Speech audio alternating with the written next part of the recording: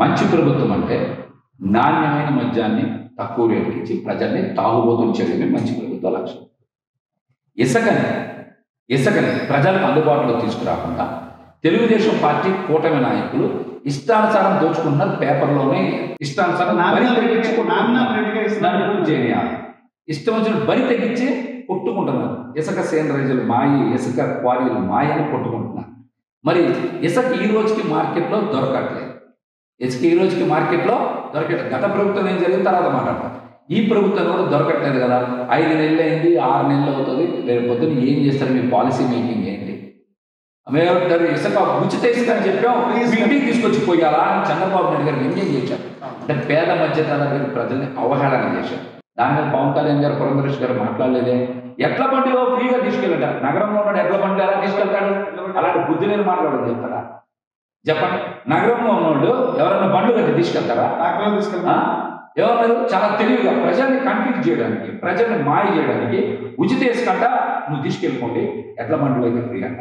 నగరంలో ఉన్న ఎట్ల బండ్లు ఎలా తీసుకెళ్తారు? ఎవరైనా మాట్లాడరు? చెప్పండి, ఎవరైనా మాట్లాడరు? మద్యం షాపులు ప్రైవేటైజేషన్ చేస్తే మొత్తం ఎవరు తీసుకున్నారు? మీరే చూశారు. నారాయణ గారు తీసుకున్నారు, వాళ్ళు తీసుకున్నారు, వీళ్ళు తీసుకున్నారు. 2 రోజులు టెండర్లని ముగించేసి మొత్తం షాపులు ఇచ్చేసారు. వ్యాపారం మొత్తం సైలెంట్గా ఎవరు చేసుకుంటున్నారు? తెలుగుదేశం కూటమి నాయకులు చేసుకుంటున్నారు. ఇది మంచి ప్రభుత్వమా? ఇసుక లేదు, మద్యం నాణ్యమైన ప్రజలను తాగుబోతులు చేసే నిర్ణయం, అది మంచి ప్రభుత్వమా? సీప్లేన్ లాంటిది పెట్టి పేద ప్రజలకి పర్యాటక రంగాన్ని దూరం చేసేటువంటి ఇది మంచి ప్రభుత్వమా? నిత్యావసర సరుకుల ధరలు పెరిగాయి కదా, మరి అవి డౌన్ చేయడం ఎందుకు నిర్ణయం తీసుకోవట్లా? నూనెల రేట్లు పెరిగింది, పప్పు దినుసులు పెరిగింది. ఆయన దగ్గర కూడా వెళ్దాం. ఏం చేస్తున్నారు ఆయన? ఇది కూడా ఆయన కట్టడి చేసే దీనిలో వైసీపీ నాయకుల హస్తం అని చెప్తారు. ఇప్పుడు మీకు ఇందా నుంచి ప్రజల్ని పక్కదారి పడించేటువంటి మాట. మీరు ధరల నియంత్రణ చేశారా? చేయలేదు కాబట్టి మంచి ప్రభుత్వమా చెడ్డ ప్రభుత్వం అనేది ప్రజలు ఆలోచించాలి. మీరు వచ్చిన తర్వాత రేషన్ బియ్యం ఇతర రాష్ట్రాలకు వెళ్ళిపోతున్నాయి, అక్రమ రవాణా జరుగుతుంది, బ్లాక్ మార్కెటింగ్ జరుగుతుంది, లేదా కాకినాడ నుంచి వేరే దగ్గరికి వెళ్ళిపోతాం. ఇప్పుడు వైసీపీ లేదు కదా, చేస్తుంది మీరా? ఎవరు? దీనికి సమాధానం చెప్పండి. మంచి ప్రభుత్వమా మోసం చేసే ప్రభుత్వమా ఇది? దీనికి సమాధానం చెప్పండి. ఆడపిల్లల గురించి మాట్లాడారు.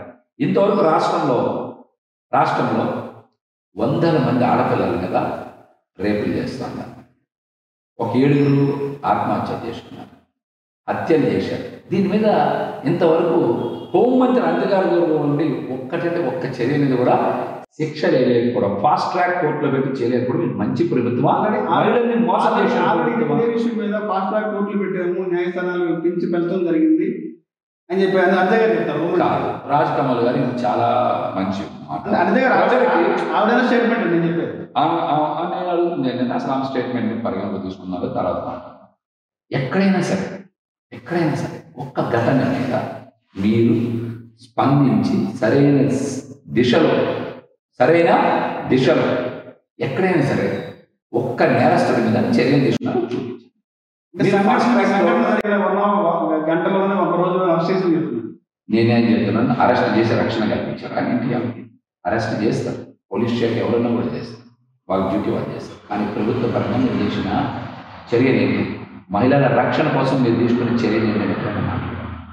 చెప్పమని ఎక్కడైనా మాట్లాడారు? ఈ మాటలు మాట్లాడుతున్నారు. మహిళల మీద దాడులు చేస్తే తాట చేస్తాము సహించలేదు పవన్ కళ్యాణ్ చెప్పారు. గతం అధికారం రాకుండా కూడా చెప్పారు.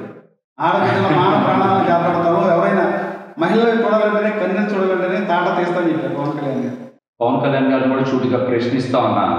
పిఠాపురంలో తెలుగుదేశం పార్టీ నాయకులు ఆడపిల్లల్ని ఎత్తుపోయి మానభంగం చేసి ఎవరు తాట తీశాం? తెనాలిలో తెలుగుదేశం పార్టీ నాయకుడు ఒక ఆడపిల్లని మానభంగం చేసి మర్డర్ చేసి ఎవరు తాట తీశాం? విజయవాడ నగరంలో తెలుగుదేశం పార్టీ ఒక సానుభూతి పరుడు నడి రోడ్డు మీద బందర్ రోడ్లో ఏం చేశారు? ఆ అమ్మాయి ప్రేమించినందుకు వాళ్ళ తండ్రి అడ్డుపడుతున్నాడని నడి రోడ్డు మీద మర్డర్ చేస్తే ఎవరు తాట తీశారు? చెప్పమనండి పవన్ కళ్యాణ్ గారిని. ఇంతవరకు గుడ్లవల్లి సంఘటన మీద ఎందుకు స్పందించడం? మీరు వందల మంది ఆడపిల్లల ఆత్మ గౌరవం దెబ్బతింటే ఎవరి తాట తీశారు? వాస్తవంగా రేపు జరిగిన కుటుంబాల బాధ వాళ్ళ దగ్గరికి వెళ్ళి కనీసం పరామర్శించారా? అగాయిత్యం చేసిన కుటుంబాలను పరామర్శించారా? ఆదుకుంటున్నాం మా పాప. ఏం ఆదుకుంటారు? లక్ష రూపాయలు మంది ఆదుకుంటున్నారు. రాజ్ పడాల్ గారు ఏం ఎవరు తారదించారు మీరు? నిన్న కూడా ఎలాంటి బాధ్యత రాయించిన స్టేట్మెంట్ ఇచ్చారు మీరు? పవన్ కళ్యాణ్ ఎంత బాధ్యత రాయించిన స్టేట్మెంట్ అంటే మహిళల మీద మీకుండే గౌరవం అదా?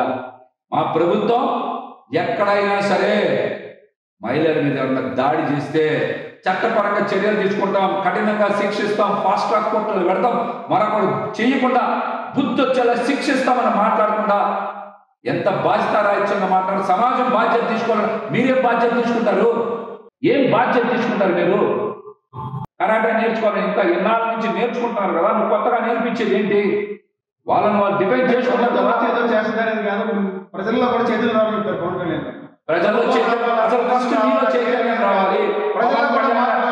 పవన్ కళ్యాణ్ గారు లాంటి పచ్చి అవకాశాలు ఇచ్చే స్టేట్మెంట్స్ ప్రజలు నమ్మరు నమ్మరు నమ్మరు. వాళ్ళ కూటమి టైం వచ్చింది, మీకు అధికారం వచ్చింది, కానీ మీరు అధికారం రావడానికి ముందు, అధికారం రావడానికి తర్వాత మీరు పెట్టండి దిశ ప్లాంట్ పెట్టండి.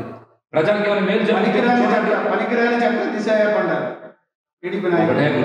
దిశ చట్టాన్ని కూడా తగలబెట్టి పార్టీల పరంగా మాట్లాడడం తప్పు. దిశ చట్టాన్ని కూడా తగలబెట్టడం జరిగింది. ఎవరైతున్నారో లోకేష్ గారు గారు, హోంమంత్రి గారు. నేను ఒక మాట చెప్తున్నానండి. నాడు నేడు స్కూల్స్ బాగు చేశారు, ఆధునీకరణ చేశారు. పవన్ కళ్యాణ్ గారు అక్కడికి వెళ్ళారు. పవన్ కళ్యాణ్ గారు అక్కడికి వెళ్ళారు. ప్రైవేట్ స్కూల్ అని అడిగారు. అంటే నాడు నేడు స్కూల్లో గత ప్రభుత్వం బాగు చేసిందని ఒప్పుకున్నాడు కదా ఆయన, ఒప్పుకున్నాడు కదా. మరి ఒప్పుకున్నప్పుడు దిశ యాప్ని మరింత పటిష్టపరిచి ప్రజలకి ఉపయోగపడేలాగా ఏ విధంగా చేయాలనే దానికి ఆయన చర్యలు తీసుకోవాలని పనికిరాని యాప్ అని ఎలా చెప్తాం? పనికొచ్చేది చెయ్యి. మనం కూడా ఎలా పడితే అలా మాట్లాడుతాం. అమరావతి సెల్ఫ్ ఫైనాన్స్ క్యాపిటల్ అన్నారు కదా, అమరావతి డబ్బులు సంపాదించుకుంటారు అన్నారు కదా, 10 లక్షల కోట్ల రూపాయల సంపాదన ఉందని చెప్పారు కదా. మరి 25-26 వేల కోట్ల కేంద్రం దగ్గర, ప్రపంచ బ్యాంక్ దగ్గర మోకరిల్లిపోతున్నారండి. అమరావతి సెల్ఫ్ ఫైనాన్స్ క్యాపిటల్ కాదా? 10 లక్షల కోట్ల వనరులందులో లేవా అని చంద్రబాబు నాయుడు గారు సమాధానం చెప్పాలి. మరి రైతుల దగ్గర తీసుకున్నటువంటి భూములు సీడ్ యాక్సెస్ రోడ్డుకి ఒక పక్కన, అంటే ఏదైతే కృష్ణానదికి సీడ్ యాక్సెస్ రోడ్డుకి మధ్యలో ఉన్న 2000 ఎకరాలకు పైబడే భూమంది ఈ రోజుకి ప్రభుత్వం కింద ఉంది కదా. అది ఎవరికి ఇస్తారు? సింగపూర్ వాళ్ళందరూ కూడా వదిలేశారు కదా, ఇప్పుడు ఎవరికి ఉందంటే అక్కడ ఇట్లాంటి మాటలు మాట్లాడలేదండి మీరు. అంతేగాని మాటలు మాట్లాడాలి. అందుకని మీకు చెప్తున్నాను, పోలవరం ఎత్తు తగ్గించారు కదా, ఎత్తు తగ్గించినప్పుడు జల విద్యుత్ ఉత్పత్తి అవ్వదు కదా. ఆ ఎత్తు తగ్గించడానికి ప్రధాన కారణం వైఎస్ఆర్సీపీ అని చెప్తారు. మీరు అందరూ పోలవరం ఎత్తు తగ్గించడం అనేది వైసీపీ గవర్నమెంట్ మీ చేతకానితనానికి, మీ అసమర్థతకి, మీ చేతకానితనానికి, మీ అసమర్థతని కప్పిపుచ్చుకోవడానికి జగన్మోహన్ రెడ్డి గారి మీద బురద చల్లే ప్రయత్నం చేయాలి. మీరు కనుక ఇవాళ ఒక్క నిర్ణయం తీసుకుంటే కేంద్రంలో ఉన్న బీజేపీ ప్రభుత్వం కూలిపోతుంది. జమిలీ వరకు కూడా అక్కడ ఎన్నికల ముందే వస్తాయి. ఎన్నికలు ముందే వస్తాయి. జమిలీ ఎందుకు దీనికి? మీకు కనుక పోలవరం ఎత్తు తగ్గిస్తే, విశాఖ స్టీల్ ప్లాంట్ ప్రైవేటైజేషన్ చేస్తే, అమరావతి కేంద్రం అప్పులు కాదు నిధులు ఇవ్వకపోతే మా మద్దతు ఉపసంహరించుకుంటా అని చంద్రబాబు నాయుడు గారిని అనమానండి, పవన్ కళ్యాణ్ గారిని అనమానండి. రాష్ట్ర ప్రయోజనాలు, రాష్ట్ర అభివృద్ధి ముఖ్యం కదా మీకు. ముఖ్యం అన్నప్పుడు కేంద్ర ప్రభుత్వాన్ని ఎందుకు మెడలు వంచరు? ఎందుకు వంచరు? మీరు మద్దతు ఉపసంహరించుకుంటే కేంద్రం పడిపోతుంది కదా. ప్రత్యేక హోదా కోసం ధర్మ పోరాట దీక్షలు చేసింది మీరే కదా, నల్ల షర్ట్లు వేసుకుంది మీరే కదా, నల్ల బెలూన్స్ వదిలింది మీరే కదా. మరి అట్లాంటి ధర్మ పోరాట దీక్షలు ఈరోజు మీరు కేంద్రంలో కీలకంగా ఉన్నారు. ప్రపంచం అందరికీ తెలుసు. చంద్రబాబు నాయుడు గారు, నితీష్ శర్మ గారు ఉపసంహరించుకుంటే వీళ్ళిద్దరు ఎవరు ఉపసంహరించుకున్నా కేంద్రం పడిపోతుంది అని చెప్పి మరి మీరు ఎందుకు వాళ్ళని డిమాండ్ చేయరు? రాష్ట్ర అభివృద్ధి, రాష్ట్ర సంక్షేమం ముఖ్యమైనప్పుడు హోదా గురించి అంటే జమ్మూ కాశ్మీర్లో గొడవ లేదా?